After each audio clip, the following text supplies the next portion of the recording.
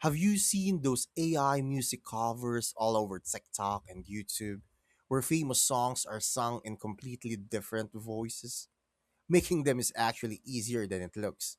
Because in most cases, you only need three things: the original song, an AI voice model, and a cover tool.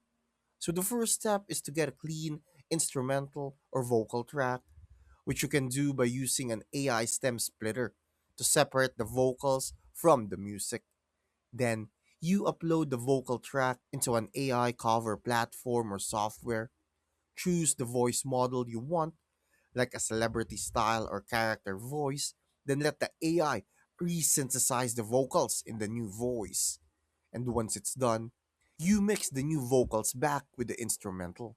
Adjust the volume and timing so it sounds natural, and export the final track. But keep in mind that if you're posting these covers publicly, you should label them clearly as AI generated and avoid monetizing copyrighted music without permission. Because while the tech is powerful, using it responsibly is what keeps you out of trouble. Thanks for watching. Make sure to subscribe for more useful content.